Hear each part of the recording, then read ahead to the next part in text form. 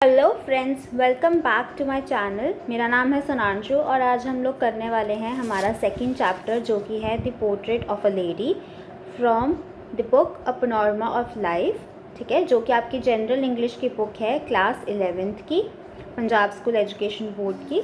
तो चलिए हम लोग स्टार्ट करते हैं आज का चैप्टर। आज का चैप्टर एक बहुत ही प्यारी सी स्टोरी है, ठीक है, और हम इसके बारे में अभी सब कुछ जो है डिटेल में पढ़ने वाले हैं। तो चलिए स्टार्ट करते हैं। Yeah guys, so let's start chapter number 2। सो चैप्टर का नाम है the portrait of a lady. Khushwant Singh has written a number of books on Sikh history and religion.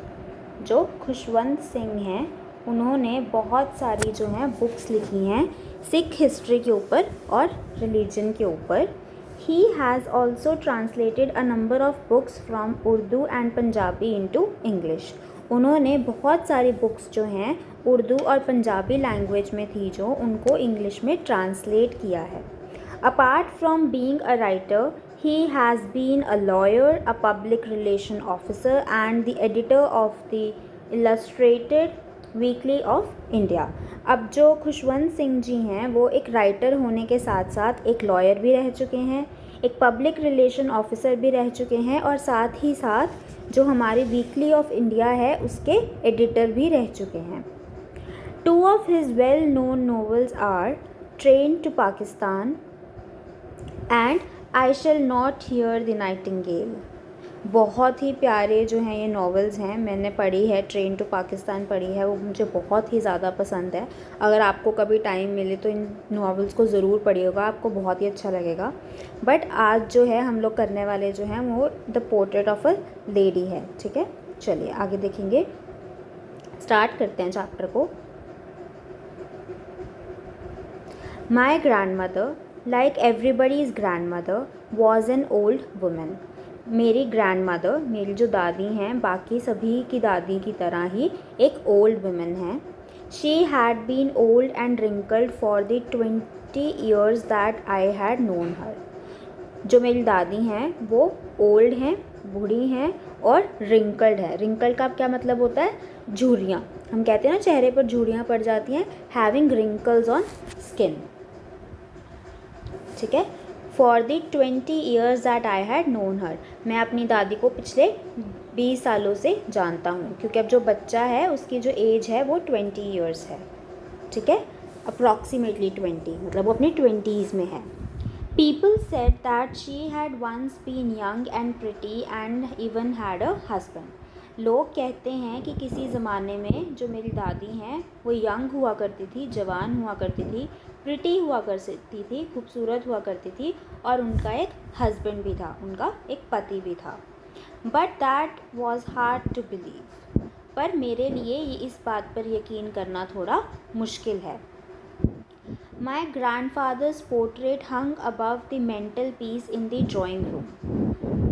अब इसमें 2 वर्ड्स हैं, एक है पोर्ट्रेट और एक है मेंटल पीस, ठीक है। अब पोर्ट्रेट क्या होता है? पोर्ट्रेट हम उस पेंटिंग को बोलते हैं या किसी फ़ोटोग्राफ को बोलते हैं जो एक पर्सन की बनाई गई होती है, स्पेशली जब वो हेड और शोल्डर को लेके होती है, ठीक है। मतलब मे बी पूरा का पूरा जो पर्सन है वो उसके अंदर डिपिक्टेड ना हो, सिर्फ उसका हेड और उसका शोल्डर, जो ऊपर का पार्ट है शोल्डर्स के, सिर्फ उसकी जो पिक्चर होती है उसे हम क्या बुलाते हैं?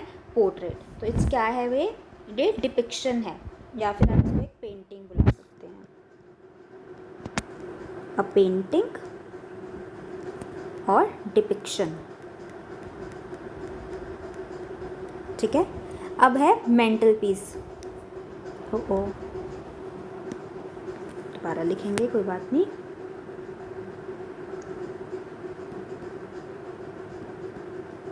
अ पेंटिंग और अ डिपिक्शन, ठीक है। अब उसके बाद एक वर्ड है मेंटल पीस। मेंटल पीस किसे बोलते हैं? ये उस शेल्फ को बोलते हैं जो कि दीवार के अंदर ही होती है, मोस्टली फायर प्लेस के ऊपर। आप लोगों ने मूवीज़ में देखा होगा, जैसे घरों के अंदर वो एक जगह बनी होती है ना जहाँ पे आप आग जला सकते हैं, फायर प्लेस होती है, उसके ऊपर एक वुड का जो है एक शेल्फ बनी रहती है, उसके ऊपर कुछ चीज़ें प्लेस की होती हैं, उसे हम बुलाते हैं मेंटल पीस। ठीक है, तो ये होती है एक शेल्फ।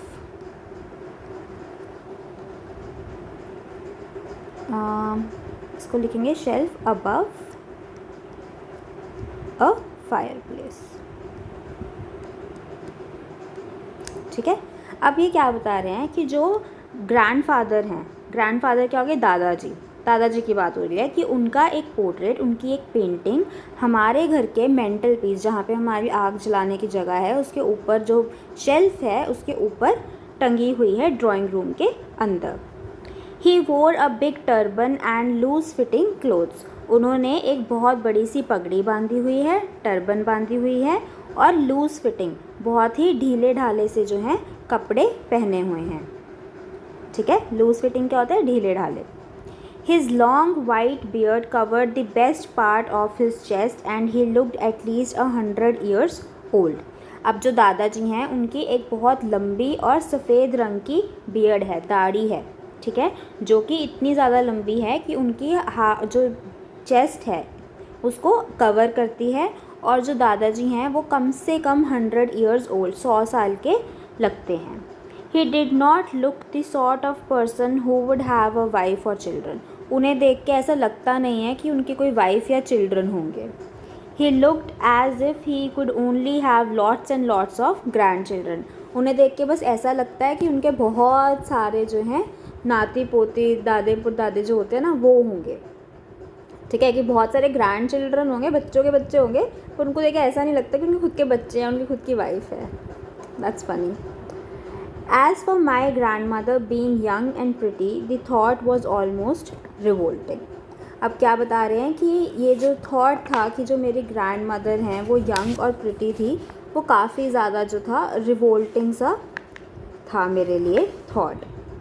अब रिवोल्ट का क्या मतलब है कि कॉन्ट्राडिक्ट करना, अपराइजिंग होना। ठीक है, कि आपके मन में कुछ अलग से एक इमेज बनी हुई है, एक पिक्चर बनी हुई है, उसको जब वो कॉन्ट्राडिक्ट करे उसको बुलाते हैं। ठीक, तो यहाँ पे हमारी जो रिवोल्ट है हम उसे भी नोट कर लेते हैं।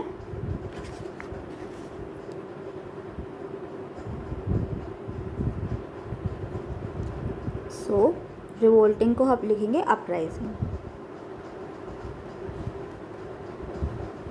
ठीक है, चलिए। She often told us of the games she use to play as a child. जो मेरी दादी हैं वो हमें हमेशा उन गेम्स के बारे में, वो उन खेलों के बारे में बताया करती थी जो कि वो खुद खेलती थी जब वो एक बच्चा थी। ठीक है, that seemed quite absurd and undignified on her part and we treated it like the fables of the prophets she used to tell us. अब इस लाइन में काफ़ी सारे वर्ड्स हैं तो ध्यान से सुनेंगे। अब सबसे पहले तो है एब्सर्ड। एब्सर्ड का क्या मतलब होता है, कम्प्लीटली रिडिकुलस, मतलब वो चीज़ें जिनका कोई लॉजिक नहीं है, अनलॉजिकल हैं पूरी की पूरी, और सेंसिबल ही नहीं है, हैविंग नो लॉजिक और सेंस। ठीक है, उसे हम बोलते हैं एब्सर्ड। यहाँ पे नोट कर लेंगे।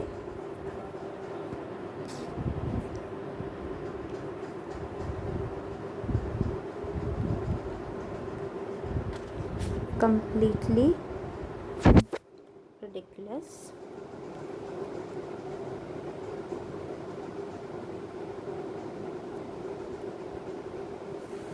ठीक है। नेक्स्ट है अनडिग्निफाइड।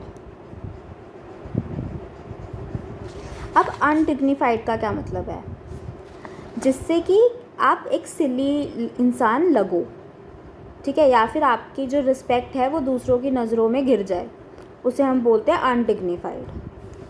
ठीक है, ये भी मैं नोट कर देती हूँ।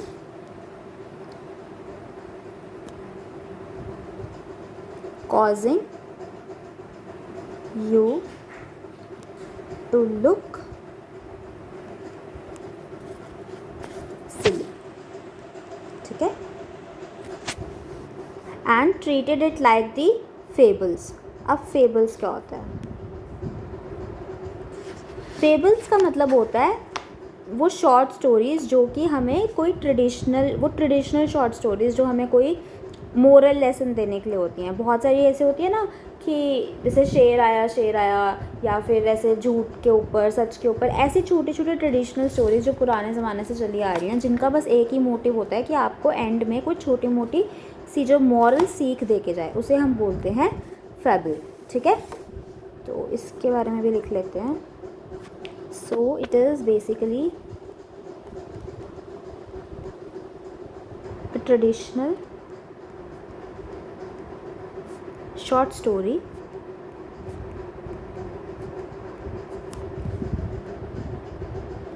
that teaches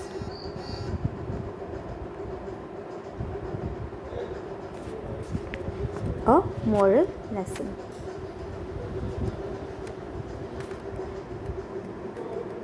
ठीक है, नेक्स्ट हमारे पास जो वर्ड है वो है प्रॉफिट्स। अब प्रॉफिट्स का क्या मतलब होता है? ये उस पर्सन को बोला जाता है जिसे हम बोलते हैं ना कि ये तो भगवान का बंदा है, जो हम लोगों को कुछ सिखाने के लिए आया है, या फिर कि भगवान का कोई संदेश हम लोगों के लिए लेके आया है। जो वो बंदा होता है, जो इंसान होता है, उसे हम प्रॉफिट बुलाते हैं।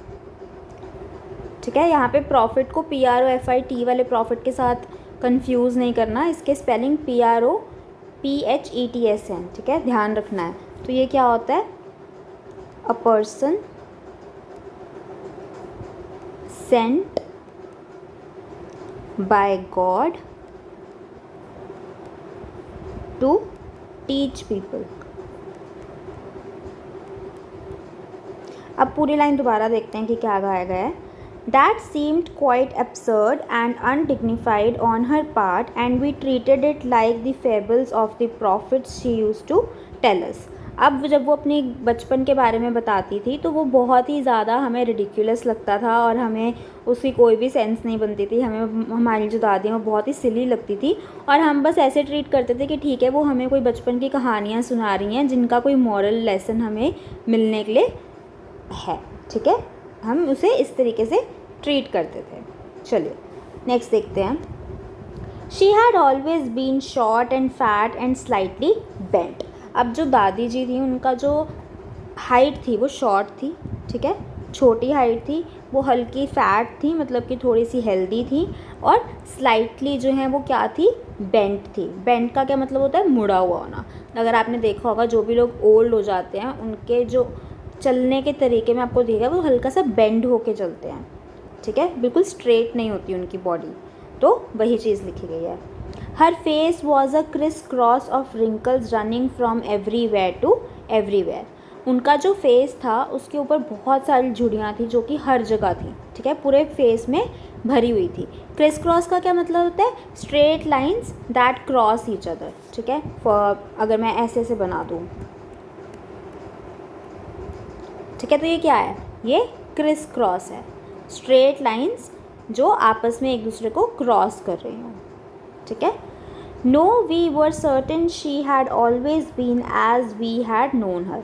और हम बहुत ज़्यादा ऐसे अपने आप में बिलीव करते थे कि नहीं, हमारी दादी तो हमेशा से ही वैसी थी जैसे कि हम उन्हें जानते हैं। Old, so terribly old that she could not have grown older and had stayed at the same age for 20 years. वो उन्हें क्या लगती थी? ओल्ड लगती थी, और इतनी ज़्यादा ओल्ड लगती थी कि वो उससे ज़्यादा ओल्ड हो ही नहीं सकती। एक होता है ना कि बस एक हाईएस्ट पॉइंट आ जाता है कि उन्होंने बोला कि ये तो इतनी ज़्यादा ओल्ड है कि इससे ज़्यादा कोई ओल्ड हो ही नहीं सकता, ये भी नहीं हो सकता, तो ये पिछले 20 सालों से सेम ओल्ड ही हैं। She could never have been pretty, वे कभी भी प्रिटी हो ही नहीं सकती। But she was always beautiful, but वो हमेशा से ही ब्यूटिफुल थी। She hobbled about the house in spotless white with one hand resting on her waist to balance her stoop and the other telling the beads of her rosary। अब इसमें देखिए क्या है? हॉबल्ड जो है एक वर्ड है। अब हॉबल्ड का क्या मतलब होता है? जब आपको चलने में दिक्कत आए। ठीक है, आप बहुत मुश्किल से चले। अब जो लोग बूढ़े हो जाते हैं, बुढ़ापे के अंदर उन्हें चलने में तकलीफ़ होती है। ठीक है, तो ये वो है। यहाँ पे मैं नोट कर देती हूँ आपके लिए। हॉबल्ड का मतलब टू वॉक विद डिफ़िकल्टी। वैसे सबसे अच्छा ये रहेगा कि आप भी अपनी बुक के अंदर ये जो मीनिंग्स हैं वो साथ साथ में लिख लिया कीजिए, या फिर आपके चैप्टर के एंड में ग्लॉसरी है उसमें भी ये वर्ड्स होते हैं, आप वहाँ पे इन्हें देखें साथ साथ, तो आपको थोड़ा जल्दी याद हो जाएंगे और आपको बाद में इन्हें रटना नहीं पड़ेगा। यही रीज़न है कि मैं आपको साथ साथ में यहीं पे लिखने की कोशिश करती हूँ, तो ये चीज़ आप भी साथ में किया कीजिए, आपको जल्दी याद हो जाएगा, ठीक है। So she hobbled about the house in spotless white with one hand resting on her waist. अब इसका क्या मतलब है कि जो हमारी दादी जी हैं वो सारा दिन जो हमारा घर है उसके अंदर सफ़ेद कपड़ों में इधर से उधर घूमती रहती हैं, बहुत ही मुश्किल होती है उन्हें चलने में, ठीक है। वो एक लिम्प के साथ चलती हैं,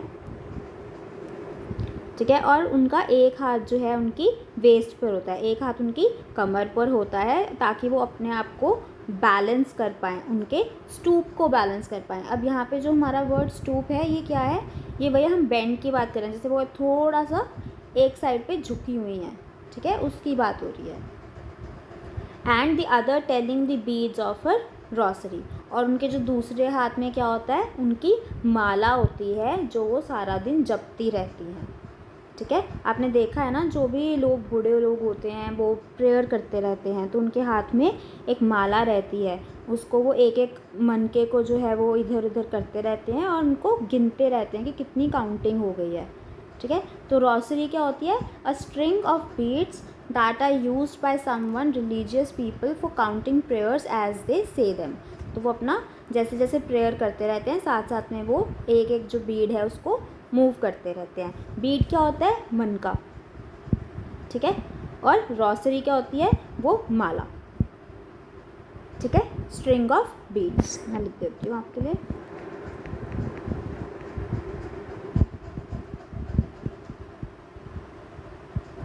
ठीक है, चलिए। Her silver locks were scattered untidily over her pale puckered face and her lips constantly moved in inaudible prayer.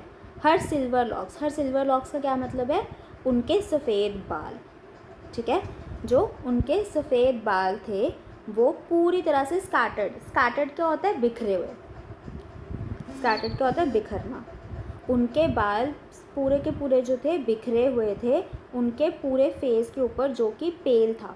पेल क्या मतलब हुआ, पीला पड़ गया था, क्योंकि जो बूढ़े लोग होते हैं उनमें बुढ़ापा आने की वजह से उनमें वीकनेस आ जाती है, ठीक है, उनमें इतना ग्लो नहीं रहता, तो जो उनका फेस था वो पीला पड़ा हुआ था, पेल फेस था, और उनके फेस के ऊपर उनके जो बाल थे सफ़ेद रंग के वो सारे बिखरे रहते थे।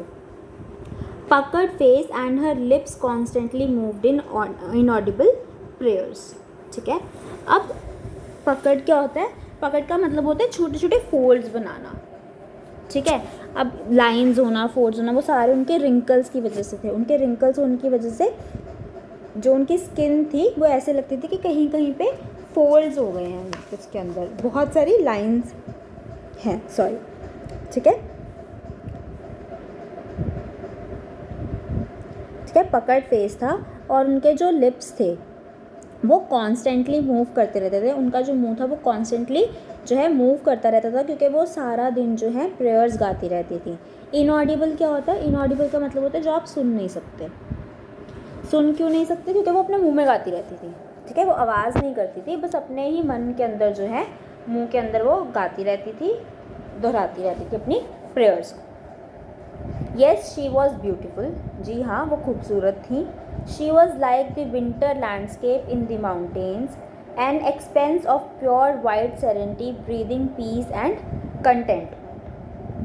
अब वो क्या बोल रहा है कि जो उनकी दादी जी थी वो विंटर लैंडस्केप की तरह थी, मतलब विंटर लैंडस्केप में जैसे होता है ना कि माउंटेन्स में क्या होता है, बर्फीला होता है तो पूरा वाइट होता है, ऐसे सफ़ेदी होती है, स्नो पड़ी होती है, तो वो जैसा लगता है, बहुत ही प्योर फीलिंग आती है, बहुत ही ठहराव वाली फीलिंग आती है वहाँ पे, तो वो विंटर लैंडस्केप की तरह थी, ठीक है।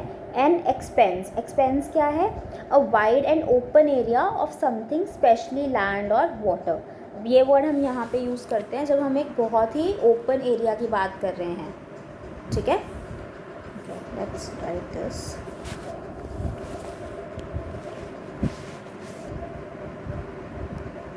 A wide and open area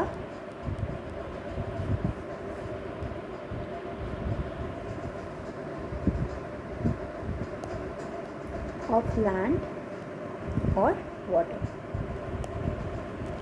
ठीक है, एक बहुत ही ओपन एरिया यहाँ पे जो है ऑफ प्योर वाइट सेरेनिटी। अब वाइट क्यों है वहाँ पे? वो वाइट इसलिए है क्योंकि हम लोग माउंटेन्स की बात कर रहे हैं, हम लोग स्नो की बात कर रहे हैं। ठीक है, सेरेनिटी, सेरेनिटी का क्या मतलब होता है? काम एंड पीस। ठीक है, क्या हुआ इसका मतलब? काम, मतलब बहुत ही ज़्यादा कामनेस है, बहुत ही ज़्यादा ठहराव है।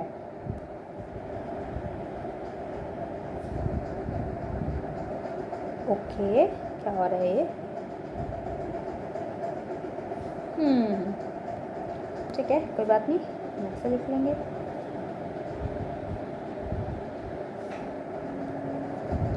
तो हमने बोला सेरेनिटी का क्या मतलब है? काम।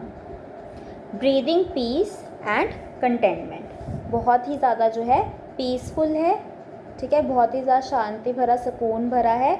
और कंटेंटमेंट है, कंटेंटमेंट का मतलब होता है एक फीलिंग जो हैप्पीनेस की या सेटिस्फैक्शन से आती है, उसे हम कंटेंट बोलते हैं। ठीक है, कि क्या आप अपनी ज़िंदगी से कंटेंट हैं, कि क्या आप अपनी लाइफ से खुश हैं, आपको दिन के अंत में वो खुशी महसूस होती है, वहाँ पे हम जो है कंटेंटमेंट वर्ड यूज़ करते हैं कि क्या आप सेटिस्फाइड हैं।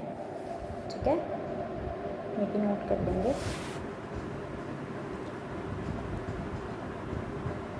Happy / satisfied. ठीक है, चलिए आगे देखते हैं।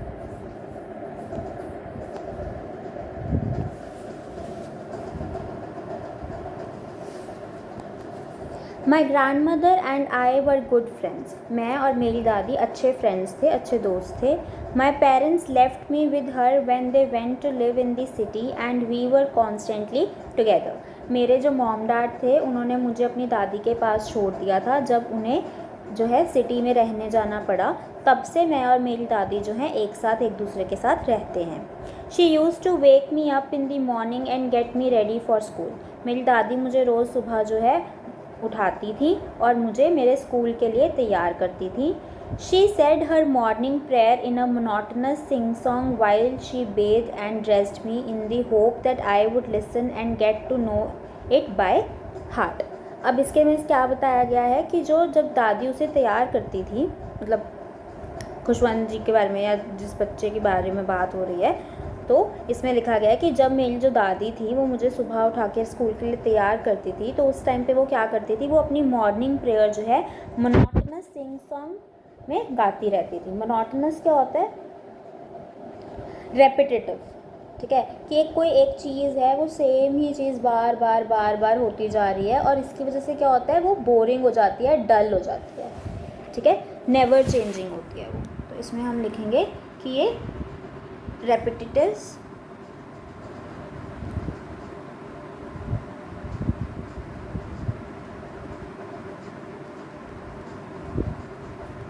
Hence boring. ठीक है, जब वो मुझे नहलाती थी और मुझे ड्रेस करती थी, वो अपनी सेम प्रेयर्स जो हैं वो बार बार गाती रहती थी, इस होप में कि वो मुझे भी पूरे दिल से जो है याद हो जाएंगे। I listen because I loved her voice but never bother to learn it. मैं वो सारी प्रेयर्स सुनता था क्योंकि मुझे मेरी दादी की जो वॉइस है, जो आवाज़ थी, वो बहुत ही ज़्यादा पसंद थी, मुझे बहुत ही ज़्यादा प्रिय थी, पर मैंने कभी भी उन प्रेयर्स को याद करने की जहमत नहीं की। Then she would fetch my wooden slate which she had already washed and plastered with yellow chalk. अब क्या कह रहे हैं कि फिर वो fetch कर लाती थी मेरी wooden slate। अब यहाँ पे एक वर्ड है fetch। fetch का क्या मतलब होता है? fetch का मतलब होता है to go to where something is and bring it back। ठीक है, fetch का मतलब होता है कि पहले कोई जो चीज़ है कहीं पे पड़ी है, आप उस चीज़ तक जाएंगे और फिर वो चीज़ को लेके आएंगे। ठीक है, तो आप पहले उस चीज़ तक जाते हैं, इस वजह से जो वर्ड है वो फेच आता है। वुडन स्लेट, अब आप लोगों को याद होगा कि पुराने टाइम पे क्या होता था, स्लेटें होती थी, आप लोगों ने भी यूज़ करी होंगी, वुड की होती थी, उसके ऊपर हम लोग प्लास्टर करते थे और इंक से उसके ऊपर लिखा करते थे और फिर घर आके नेक्स्ट डे दोबारा यूज़ करने के लिए उसको दोबारा से प्लास्टर करते थे क्योंकि ताकि वो इंक के ऊपर एक और लेयर आ जाए। उसी की बात हो रही है, फट्टी बोलते थे उसको हम। हाँ, the wooden slate which she had already washed. उन्होंने, वो क्या करती हैं, मुझे तैयार करने के बाद वो जाके मेरी स्लेट लेके आती हैं जो उन्होंने पहले से ही वॉश करके प्लास्टर करके येलो चॉक के साथ कर रखी होती है। और साथ ही साथ वो क्या लेकर आती हैं, a tiny earthen ink pot and a reed pen. और साथ ही साथ वो मेरा इंक का डब्बा, जिसके अंदर इंक का पॉट होता है ना, वो कांच का होता था जिसके अंदर इंक भरी होती थी, इंक का पॉट लेके आती हैं। और साथ ही साथ मेरा पेन लेके आती हैं जिसके साथ मैं उस पट्टी के ऊपर लिख सकूँ। उस वुडन स्लेट के ऊपर इंक से लिखता था, फाउंटेन पेन जैसी निब होती थी जिसकी। Tie them all in a bundle, उन सब चीज़ों को एक बंडल में टाई कर देती थी। And hand it to me, और मुझे दे देती थी। After a breakfast of a thick stale chapati with the little butter and sugar spread on it, we went to the school. उसके बाद हम क्या करते थे, हम ब्रेकफास्ट करते थे जिसके अंदर क्या होती थी, एक थिक बहुत मोटी सी स्टेल चपाती होती थी। स्टेल का मतलब होता है बासी। अब वो बासी इसलिए हो गई जैसे अगर उन्होंने रात को डिनर बनाया, डिनर में जो चपाती बनाई उन्होंने वही सुबह खा ली, तो हम उसे स्टेल चपाती बुलाएंगे। किसके साथ खाते थे वो, थोड़े से बटर के साथ और बहुत थोड़े से शुगर के साथ वो उसको ब्रेकफास्ट में खाते थे। She carried several stale chapatis with her for the village dogs. अब हमारे घरों में आपने देखा ही है कि जब चपातीज होती हैं वो एक्स्ट्रा बनाई जाती हैं, तो वैसे ही उनकी दादी जो थी चपातीज रात को जैसे एक्स्ट्रा बनाई थी तो वो साथ में अपने ले जाती थी, किनके लिए, विलेज के डॉग्स के लिए, कि उनको डाल देंगी। ठीक है, चलिए। My grandmother always went to school with me because the school was attach to the temple. मेरी जो दादी थी वो हमेशा मेरे साथ स्कूल जाया करती थी क्योंकि जो मेरा स्कूल था वो एक मंदिर के साथ अटैच था, जुड़ा हुआ था। ठीक है। The priest taught us the alphabet and the morning prayer. जो प्रीस्ट थे, वहाँ के जो पंडित थे, वो हमें अल्फ़ाबेट्स, अक्षर सिखाया करते थे और साथ ही साथ में हमें प्रेयर्स भी, मॉर्निंग की जो प्रेयर्स होती थी वो भी सिखाया करते थे। While the children sat in rows on either side of the veranda singing the alphabet or the prayer in a chorus, my grandmother sat inside reading the scriptures. अब क्या था कि जब हमारी क्लास लग रही होती थी, हम जो वरांडा था, जो बाहर का जो वेड़ा था, उसके दो साइड्स पे बैठे होते थे, आधे बच्चे इस साइड पे, आधे बच्चे इस साइड पे, लाइन के अंदर। और या तो हम अपने अल्फ़ाबेट्स गा रहे होते थे जो टीचर, जो हमारे पंडित पढ़ा रहे होते थे, या फिर हम लोग प्रेयर गा रहे होते थे कोरस के अंदर। कोरस क्या होगा, एक सॉन्ग का एक पार्ट होता है जिसके अंदर जो सारे हैं वो एक साथ गा रहे होते हैं, एक वर्स के बाद आता है। ठीक है, एक ग्रुप के अंदर जब हम लोग गाते हैं उसको कोरस बुलाते हैं। माय ग्रैंड मदर, तो जब उस टाइम पे मेरी दादी क्या करती थी, मेरी दादी मंदिर के अंदर बैठ के वो स्क्रिप्चर्स पढ़ती थी। वो भक्ति की किताबें होती हैं ना, होली बुक्स, छोटी छोटी जो मंदिर के अंदर रखी हुई होती हैं। अगर हम इस चैप्टर की बात करें तो हम श्री गुरु ग्रंथ साहिब जी, जो हमारी होली बुक है 6 की, उनकी बात कर रहे हैं, उनके पैसेजेस की बात कर रहे हैं। छोटे छोटे जो उसके अंदर पैसेज होते हैं ना, उनके बारे में बात कर रहे हैं। उसको पढ़ती थी अंदर बैठ के मंदिर के स्क्रिप्चर्स। ठीक है। When we had both finished, we would walk back together.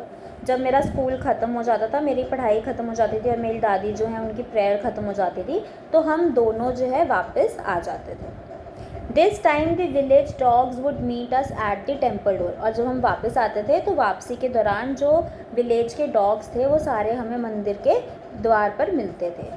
They followed us to our home, growling and fighting with each other for chapatis we threw to them. अब इसमें क्या होता, उन्होंने बताया कि वो हमें हमारे घर तक हमारे साथ साथ चलते आते थे क्योंकि हम उनको चपातीस डालते रहते थे, और जो डॉग्स थे वो आपस में ही घुराते रहते थे और आपस में ही लड़ते रहते थे उन चपातीस के लिए कि मैं लूँगा, जो कि हमने उन्हें डाली थी। ठीक है, चलिए। When my parents were comfortably settled in the city, they sent for us. जब मेरे जो पेरेंट्स थे, मेरे मम्मी डैडी थे, वो अच्छे से सिटी के अंदर जाके जो है स्टेबली जो है सेट हो गए थे, अच्छे से सब कुछ घर का सब कुछ हो गया था, तो उन्होंने हमें भी वहाँ पे बुला लिया। That was a turning point in our friendship. अब ये जो था मेरी और मेरी दादी की फ्रेंडशिप के लिए एक बहुत ही टर्निंग पॉइंट था, बहुत सारी चीज़ें बदलने वाली थी, एक बदलाव का समय था। Although we shared the same room, my grandmother no longer came to school with me. अब चाहे मैं और मेरी दादी अभी भी सिटी के अंदर, शहर के अंदर जाके सेम रूम के अंदर ही रह रहे थे, पर अब मेरी दादी मेरे साथ स्कूल नहीं जाती थी। I used to go to an English school in a motor bus. मैं अब एक इंग्लिश मीडियम स्कूल में जाने लगा था और मैं एक मोटर बस के थ्रू जाता था। There were no dogs in the streets, वहाँ पे सड़कों के ऊपर कोई डॉग्स नहीं थे। And she took to feeding sparrows in the courtyard of our city house. अब वहाँ पे डॉग्स को पहले तो वो चपाती डाल देती थी, अब क्योंकि वहाँ पे ऐसे कुछ डॉग्स तो थे नहीं सिटी के अंदर, तो उन्होंने क्या किया, चिड़ियों को जो है दाना डालना शुरू कर दिया हमारे घर के कोर्टयार्ड में। ठीक है। As years rolled by, we saw less of each other. जैसे जैसे साल बीतते गए हमारी एक दूसरे के साथ जो है इंटरेक्शन कम होती गई, हम एक दूसरे को कम ही दिन में मिल पाते थे। For some time she continued to wake me up and get me ready for school. कुछ समय तक जो है वो मुझे सुबह उठाती थी और मुझे स्कूल के लिए तैयार भी करती थी। When I came back, she would ask me what the teacher had taught me. जब मैं स्कूल से वापस आता था तो वो मुझसे पूछती थी कि मुझे टीचर ने स्कूल में क्या पढ़ाया। I would tell her English words and little things of Western science and learning. तो मैं उन्हें क्या बताता था, जो भी मुझे स्कूल में पढ़ाया होता था, जो भी इंग्लिश के कुछ वर्ड्स सिखाए होते थे या फिर साइंस के बारे में मुझे कुछ भी सिखाया होता था, जैसे कि लॉ ऑफ ग्रेविटी है, आर्किमिडीज प्रिंसिपल है, ये सब हम सबको पता है, हम सबने पढ़े हैं। ठीक है। या जो वर्ल्ड है, जो दुनिया है वो गोल है, ऐसी चीज़ें जो भी मुझे स्कूल में सिखाई जाती थी मैं उन्हें बताता था। This made her unhappy. ये सब सुन के वो बहुत ही ज़्यादा सैड हो जाती थी, अनहैप्पी हो जाती थी, अनखुश हो जाती थी। She could not help me with my lessons. अब उन्हें ये सारी चीज़ें समझ में नहीं आती थी और वो मेरी हेल्प भी नहीं कर पाती थी। विलेज में क्या था, प्रेयर्स होती थी, अल्फ़ाबेट्स होती थी, तो जो दादी हैं वो मेरी हेल्प कर पाती थी। पर अब ये सारी जितनी भी इंग्लिश नॉलेज है, साइंस की जो चीज़ें हैं, ये उन्हें समझ नहीं आती और मुझे वो हेल्प नहीं कर पाती थी। She did not believe in the things they taught at the English school. वो इन सब चीज़ों में मानती नहीं थी जो भी मुझे मेरे नए इंग्लिश स्कूल में पढ़ाया जा रहा था। And was distress that there was no teaching about God and the scriptures. और वो बहुत ही ज़्यादा डिस्ट्रेस थी किस चीज़ से, कि उन्हें उस स्कूल के अंदर कोई भी जो है भगवान की बातें नहीं सिखाई जा रही, भगवान की टीचिंग्स नहीं सिखाई जा रही, कोई भी स्क्रिप्चर्स के बारे में नहीं सिखाया जा रहा, कोई भी जो है प्रेयर्स नहीं सिखाई जा रही। डिस्ट्रेस का क्या मतलब होता है, अपसेट। ठीक है, वो काफ़ी ज़्यादा अपसेट थी। चलिए, one day I announced that we were being given music lessons. एक बार मैंने एक दिन जो है घर पे बताया कि हमें म्यूज़िक लेसन्स दिए जा रहे हैं, मतलब म्यूज़िक सिखाया जा रहा है। She was very disturbed. मेरी दादी को ये चीज़ बिल्कुल ही पसंद नहीं आई।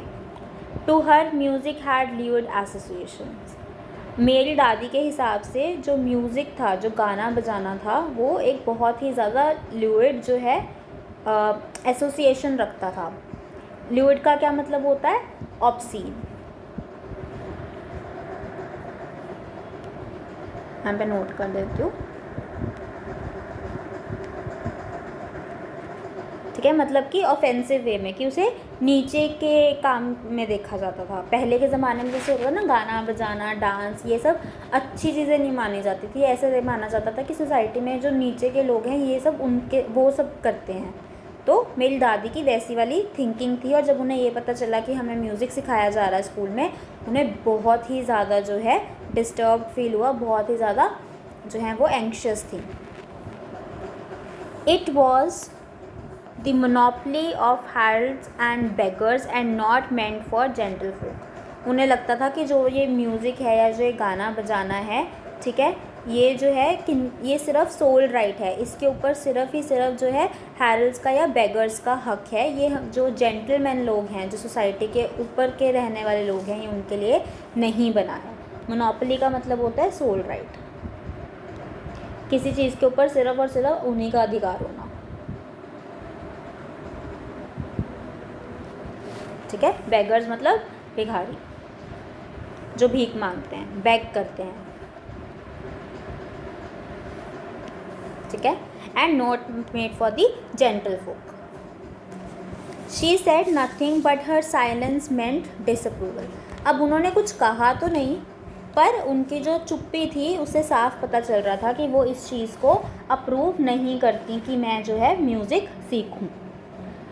She rarely talk to me after that. उसके बाद उन्होंने मुझसे बात बातचीत करनी बंद कर दी, बहुत ही कम होता था कभी कि वो मुझसे बात करे।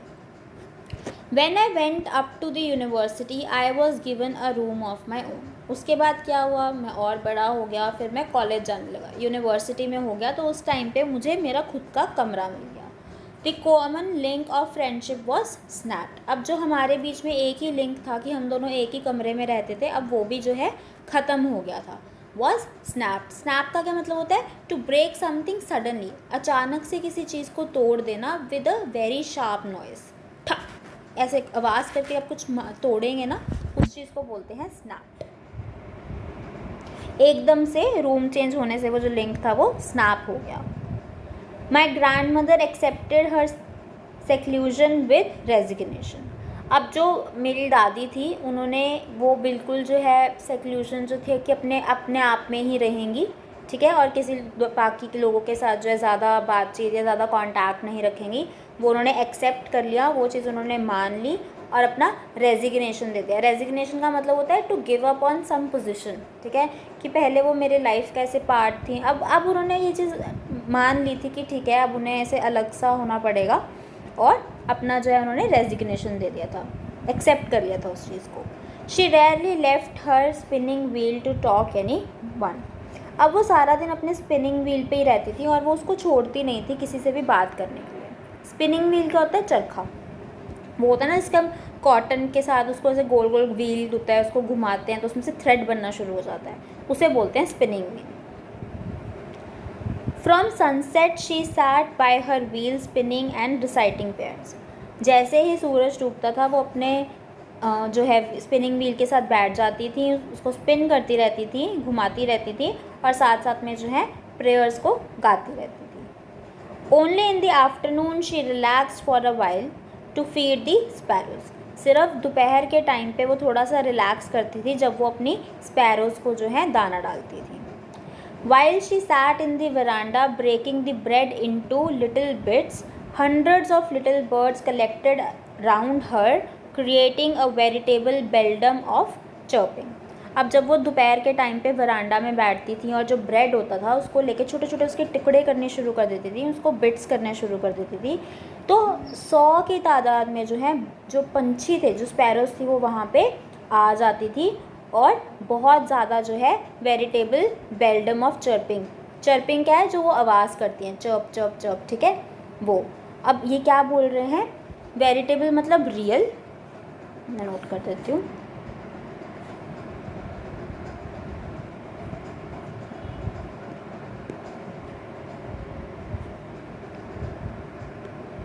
वेरिटेबल मतलब रियल, ठीक है, और साथ में क्या है हमारे पास वर्ड? बेडलम। बेडलम का मतलब होता है a scene full of noise and confusion, जिसे हम शॉर्ट में क्या बुलाते हैं? क्योस। मतलब इधर उधर सब, कोई इधर जा रहा है, कोई उधर जा रहा है, पूरा क्योस मचा है, कोई भी चीज़ समझ में नहीं आ रही, फुल कन्फ्यूजन है और बहुत ज़्यादा नॉइज़ है, ठीक है, उसको हम शॉर्ट में बुलाते हैं क्योस।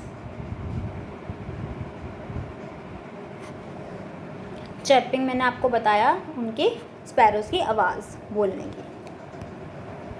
चलिए, some came and perched on her legs. कुछ स्पैरोज़ जो है आके उनके लेग्स के ऊपर बैठ जाती थी, लातों के ऊपर, घुटनों के ऊपर। अदर्स ऑन हर शोल्डर, और बाकी जो थी कुछ उनके कंधों पर बैठ जाती थी।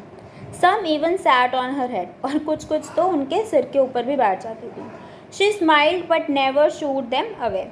वो उनको देख के कि वो हाँ ऐसे उनके सिर पे बैठ गई हैं या उनके ऊपर बैठ गई हैं, स्माइल करती थी, कभी भी उन्होंने जो है उन्हें शू करके उड़ाया नहीं। It use to be the happiest half hour of the day for her. ये सब स्पैरोज़ को दाना डालने वाला उनका जो ये आधा घंटा होता था, ये उनके पूरे दिन में सबसे ज़्यादा खुशहाली वाला आधा घंटा होता था जो वो अपने दिन में व्यतीत करती थी। When I decided to go abroad for further studies, अब क्या है, अब वो कह रहे हैं कि जब उन्होंने ये डिसाइड किया कि वो अपनी फर्दर और ज़्यादा आगे जो है पढ़ाई करने के लिए अब्रॉड जाएंगे, मतलब कंट्री के बाहर चले जाएंगे, अब उसकी बात हो रही है। I was sure my grand mother would be upset. मुझे ये चीज़ का यकीन था कि जो मेरी ग्रैंड मदर हैं वो अपसेट होंगी, वो खुश नहीं होंगी इस चीज़ से। I would be away for 5 years। मैं अगले 5 साल के लिए अवे होऊंगा, मतलब दूर होऊंगा घर से। And at her age one could never tell. और वो इतनी ज़्यादा ओल्ड थी, इतनी ज़्यादा बूढ़ी थी कि उनकी एज ऐसी थी कि कोई कुछ कह नहीं सकता कि वो कब तक जो है ज़िंदा थी, ठीक है। But my grand mother could. पर मेरी जो दादी हैं उन्हें इस चीज़ का पता था, वो उन्होंने आइडिया लगा लिया था। She was not even sentimental. वो बिल्कुल भी सेंटिमेंटल भी नहीं थी, मतलब वो ओके थी इस चीज़ के साथ कि मैं बाहर जा रहा हूँ। She came to leave me at the railway station but did not talk or show any emotion. वो यहाँ तक कि मुझे रेलवे स्टेशन तक भी जो है ड्रॉप करने आई जब मैं बाहर जा रहा था। उन्होंने मुझसे कोई बात नहीं की, कोई इमोशन नहीं दिखाया, बट वो आई। Her lips moved in prayers, her mind was lost in prayer. उस दिन भी वो सिर्फ अपनी प्रेयर्स ही गाती जा रही थी, उनके जो लिप्स थे वो कॉन्स्टेंटली प्रेयर गाते जा रहे थे, और उनका जो माइंड था, जो उनका पूरा का पूरा ध्यान था, वो भी पूरा जो है उनकी प्रेयर्स के अंदर ही था। हर fingers were busy telling the beads of her Rossari. और वो एक हाथ से जो है अपनी जो फिंगर्स के साथ वो माला को मूव कर रही थी, ठीक है। Silently she kissed my forehead, and when I left, I cherished the moist imprint as perhaps the last sign of physical contact between us. उसके बाद उन्होंने शांति से बिना कुछ कहे जो है मेरे फोरहेड पे, मेरे माथे पे एक चूने मुझे किस करी। और उसके बाद मैंने ये सोच लिया था कि शायद ये लास्ट टाइम है कि मैं उनको अपने किसी भी तरीके का उनके साथ कोई फिज़िकल कांटेक्ट जो है मेरा हो रहा है, कि इसके बाद तो मैं 5 साल के लिए चला ही जाऊंगा, पता नहीं उसके बाद तो मिलेंगे नहीं मिलेंगे। तो बस मैंने ये सोच लिया था कि ये मेरा उनके साथ एक आखिरी फ़िज़िकल कांटेक्ट है, ठीक है। But that was not so. पर ऐसा नहीं था। After 5 years I came back home and was met by her at the station. 5 साल के बाद मैं अपने घर वापस आया और फिर से जो स्टेशन पे है मैंने अपनी दादी से जो है मुलाकात की। She did not look a day older. और आज भी 5 साल के बाद भी वो बिल्कुल सेम टू सेम लग रही थी। वो बिल्कुल भी ऐसा नहीं लग रहा था कि वो एक जो या 5 साल और ज़्यादा ओल्ड हो गई हैं, ऐसा नहीं था। She still had no time for words and while she clasped me in her arms, I could hear her reciting her prayer. अब आज भी उन्होंने मुझसे कोई बात नहीं की, आज भी उन्होंने मुझसे कोई भी वर्ड्स नहीं कहे। बस जैसे ही उन्होंने मुझे अपनी आर्म्स में जो है, जैसे ही उन्होंने मुझे हग किया, मैं उनकी आवाज़ सुन सकता था कि वो अभी भी अपनी जो प्रेयर्स हैं वो गाई जा रही हैं, रिसाइट कर रही हैं। Even on the first day of my arrival, her happiest moments were with her sparrows, whom she fed longer and with frivolous rebukes. आज भी जब मैं वापस आया, जब मेरा घर में फ़र्स्ट दिन है वापस आने के बाद, आज भी मेरी दादी के लिए सबसे खुशहाली वाला वही आधा घंटा जो था, समय था जब वो अपनी स्पैरोज़ के साथ थी। और आज तो वो इतनी खुश थी कि उन्होंने आधे घंटे से ज़्यादा जो है स्पैरोज़ को खाना खिलाया, उनके साथ टाइम स्पेंड किया, ठीक है। और उसके बाद हमारे पास 2 वर्ड्स हैं, फ्रॉवलियस, इसका मतलब है डिसअप्रूविंग, ठीक है। और साथ ही साथ हमारे पास यहाँ पे लिख लेंगे हम लोग इस चीज़ को,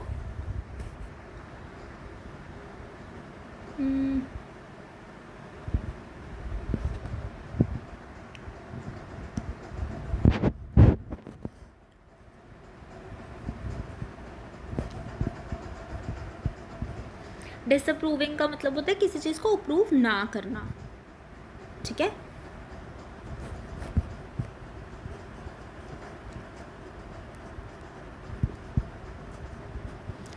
डिसअप्रूविंग या फिर जैसे सिली कह दो, ठीक है, जबकि ऐसा कोई बिहेवियर सूटेबल ना हो। अब चिड़िया के साथ ही लगे रहना जो है एक अच्छा बिहेवियर नहीं है, ठीक है, मतलब एक लिमिट होनी चाहिए। तो disapproving. In the evening I change, okay, in the evening a change came over हर। शाम को उनके ऊपर थोड़ा सा बदलाव आया उनमें। शी डिड नॉट प्रे, उन्होंने प्रे ही नहीं किया। She collected the women of the neighbourhood, उन्होंने अपने जो नेबरहुड है हमारे आसपास के सोसाइटी के आसपास के गली के लोग हैं उन्हें इकट्ठा किया, विमेन को इकट्ठा किया। गॉट एन ओल्ड ड्रम, एक पुराना सा ड्रम लिया, एंड स्टार्टेड टू सिंग, और गाना शुरू कर दिया। ये उस दिन एक सबसे बड़ा चेंज आया। For several hours she thumped the sagging skins of the dilapidated drum and sang of the homecoming of warriors. कई घंटों के लिए उन्होंने उसको ड्रम को जो है बजाया और वॉरियर्स के जो होम कमिंग के जो वॉरियर्स होते हैं, सोल्जर्स होते हैं, वो घर आते हैं, जो वो वाले गाने होते हैं, वो गाने उन्होंने गाए. अब इस लाइन के अंदर हमारे पास काफ़ी सारे वर्ड्स हैं. पहला वर्ड है हमारे पास थम्प्ड. थम्प्ड का क्या मतलब होता है? टू हिट समथिंग हार्ड, किसी चीज़ को ज़ोर से बजाना. ठीक है, टू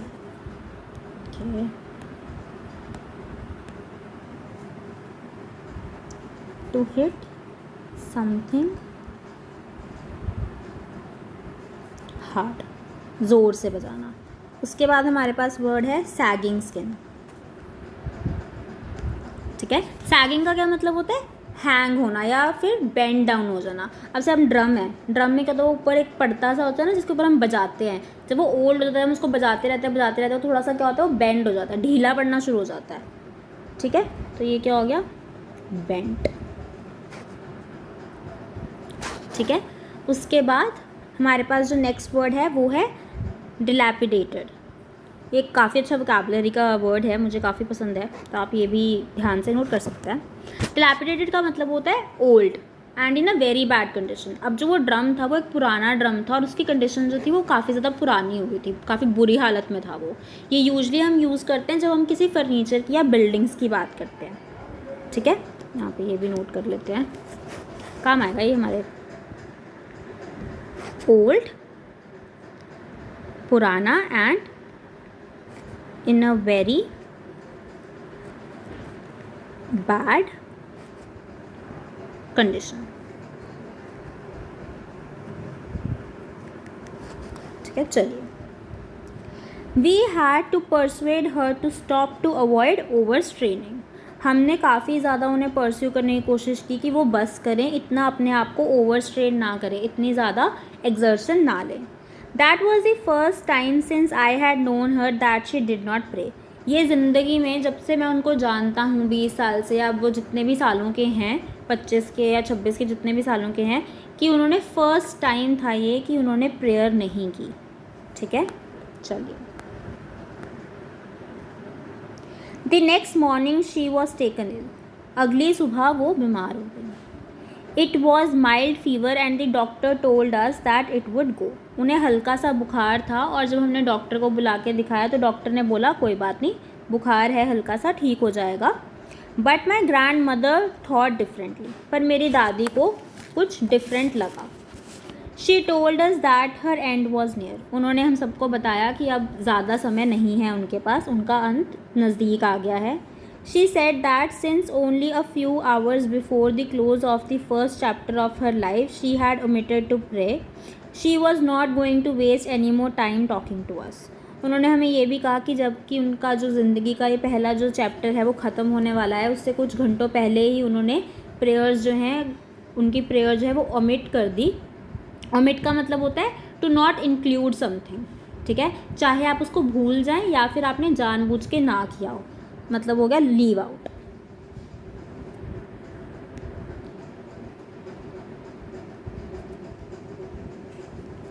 ठीक है, तो उन्होंने बोला कि अब वो जो है बिल्कुल भी अपना समय जो है किसी से बात करने में बर्बाद नहीं करेंगी और वो अपनी प्रेयर्स करेंगी. We protested. हमने काफ़ी ज़्यादा प्रोटेस्ट किया, मना किया. But she ignored our protest. पर उन्होंने हमारी एक भी बात नहीं सुनी. शी ले peacefully in bed praying and telling her beads. वो आराम से जो है बेड के ऊपर ही लेट गई और प्रेयर करना उन्होंने शुरू कर दिया और साथ ही साथ अपनी माला जपनी शुरू कर दी. Even before we could suspect her lips stopped moving and the rosary fell from her lifeless fingers. हम इस चीज़ को सस्पेक्ट कर पाते हैं उससे पहले ही उनके जो लिप्स थे वो मूव करना बंद हो गए और उनकी जो माला थी वो उनकी बेजान उंगलियों से जो है नीचे गिर गई. A peaceful pallor spread on her face and we knew that she was dead. पेलर का मतलब होता है पेल कलर ऑफ द फेस. मैंने बताया था ना पीछे भी, पेल क्या होता है? पीला पड़ जाना. ठीक है, पीला फेस कब पड़ता है? या तो बीमारी से या फिर फियर से, जब आपको बहुत ज़्यादा डर लगता है या आप बीमार होते हैं तो आपका फेस पीला पड़ जाता है। तो उस टाइम पे जब उनके प्राण निकले, उनका जो फेस था वो पीला पड़ गया और तब हमें समझ आ गया था दैट शी इज़ डेड, कि वो मर चुकी हैं, वो हमें छोड़ के जा चुकी हैं, वो और नहीं है यहाँ। ठीक है। We lifted her off the bed and as in customary laid her on the ground and covered her with the red shroud. हमने उन्हें बेड से जो है नीचे ग्राउंड पे लिटाया, क्योंकि ये कस्टम होता है कि जब भी कोई डेड हो जाता है तो उसे ग्राउंड पे लिटाया जाता है। और साथ ही साथ हमने उन्हें है जो है एक रेड श्राउड, श्राउड का मतलब होता है अ पीस ऑफ क्लोथ, ठीक है, that a dead persons body is wrapped in before it is buried. अब जब कोई भी एक डेड पर्सन को बरी करना होता है उस या कुछ भी क्रिमेशन करना होता है, उससे पहले जिस कपड़े में उन्हें रैप किया जाता है उसको श्राउड बोलते हैं। ठीक है, तो हमने उन्हें एक लाल कपड़े के अंदर जो है रैप कर दिया।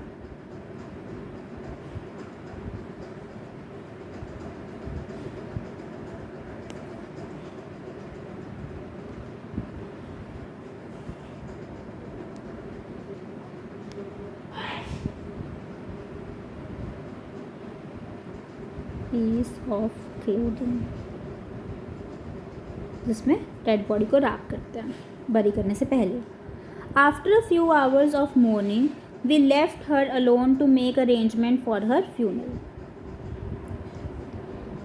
कुछ घंटे तक जो थे हम सब सैड थे और हम सब वहाँ पे शोक मना रहे थे। उसके बाद हम सब उन्हें छोड़कर उनके फ्यूनरल की तैयारी करने चले गए। फ्यूनरल का मतलब होता है उनके दाह संस्कार की।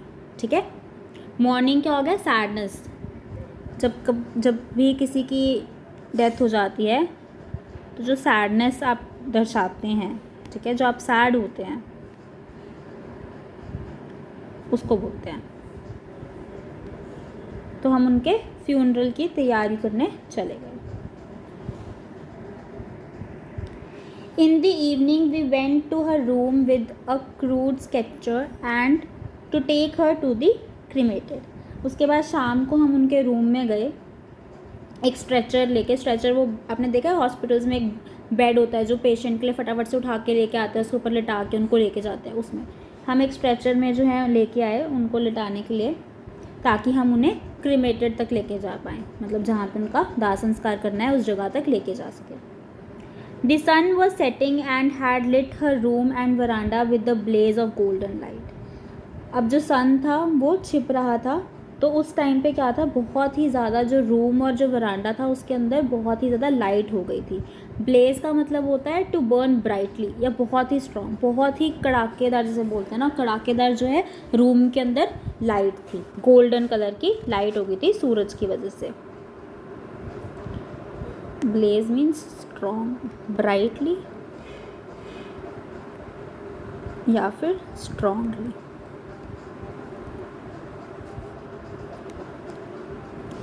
ठीक है, we stopped half way in the courtyard. हम कोर्टयार्ड में बीच बिचाले ही आधे रास्ते जो है रुक गए।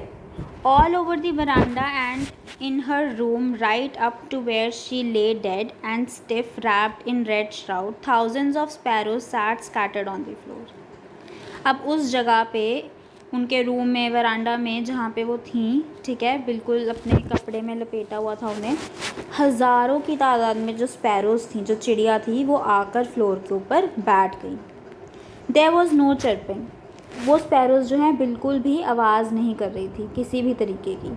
We felt sorry for the birds and my mother fetch some bread for them. हमें उन चिड़ियों के लिए बुरा लग रहा था क्योंकि उन्हें रोज़ इस समय पे जो है खाना मिलता था, और अब मेरी दादी क्योंकि नहीं रही थी तो वो उन बर्ड्स को कुछ खिला नहीं रही थी, तो हमें उन बर्ड्स के लिए बुरा लग रहा था। तो मेरी मम्मा ने क्या किया, मेरी मम्मा कुछ जाके ब्रेड ले आई उन सब स्पैरोज़ के लिए। She broke it into little crumbs the way my grandmother use to. मेरी मम्मी ने भी उस ब्रेड को छोटे छोटे बिट्स में जो है क्रम्स में तोड़ दिया, जैसे कि मेरी दादी करती थी, and threw it to them, और स्पैरोज़ को डाल दिया। The sparrows took no notice of the bread. जो स्पैरोज़ थी उन्होंने उस ब्रेड को नोटिस भी नहीं किया, उन्होंने बिल्कुल ही ध्यान नहीं दिया कि उन्हें कोई जो है दाना डाल रहा है या ब्रेड डाल रहा है। When we carried my grandmother's corpse off, they flew away quietly. जैसे ही हम मेरी जो दादी थी उनकी जो डेड बॉडी थी उसको लेके गए, वैसे ही जो सारी स्पैरोज़ थी वो चुपचाप वहाँ से उड़ गई बिना कोई आवाज़ किए। कॉप्स का क्या मतलब होता है? डेड बॉडी, ठीक है, स्पेशली जब हम ह्यूमंस की बात कर रहे हो।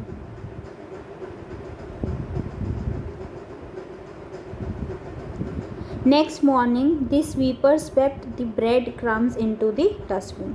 अगली सुबह जो सफाई करने वाला स्वीपर था उसने सारा जो ब्रेड था जो भी मेरी मम्मी ने डाला था वो सारा उठा के डस्टबिन में फेंक दिया। ठीक है, सो गाइस ये एक नॉवल का पार्ट था। ठीक है, ये हमारा जो चैप्टर था ये एक दादी और एक बच्चे के बीच में उनका क्या रिलेशनशिप था उसके बारे में था। खुशवंत सिंह जी ने ये चैप्टर लिखा है। ठीक है, बहुत ही प्यारा और बहुत ही इमोशनल चैप्टर है कि कैसे एक दादी और एक बच्चा आपस में एक साथ बचपन में रहते हैं, एक दूसरे के कांस्टेंट कंपेनियंस होते हैं, और कैसे फिर जब वो सिटी में मूव हो जाते हैं सब चीज़ें बदलनी शुरू हो जाती हैं धीरे धीरे ओवर टाइम, कैसे वो दूर हो जाते हैं और कैसे अंत में जो हैं दादी चले जाती हैं। ठीक है, तो ये काफ़ी प्यारा सा चैप्टर था एंड काफ़ी इमोशनल था।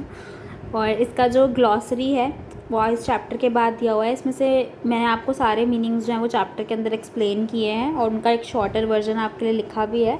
आप फिर भी एक बार ग्लॉसरी दोबारा पढ़ लीजिएगा। आपको कोई भी वर्ड नहीं समझ में आएगा आप मुझे नीचे कमेंट्स में बता दीजिएगा, मैं आपको ईजी करके उसका मतलब बता दूँगी। और आई होप आपको वीडियो अच्छा लगा हो। अगर आपको वीडियो अच्छा लगा प्लीज़ लाइक, कॉमेंट, शेयर। और फर्स्ट चैप्टर जो था इस बुक का उसकी वीडियो ऑलरेडी मैंने अपलोड कर दिया है, उसका लिंक मैं आपको डिस्क्रिप्शन में दे दूँगी। एंड मुझे बताइएगा आपको कैसे लग रही है, आपकी प्रिपरेशन अच्छे से इंग्लिश की हो रही है या आपको कोई और भी चीज़ें चाहिए इंग्लिश में या किसी भी सब्जेक्ट के बारे में। Till next time, thank you, bye bye.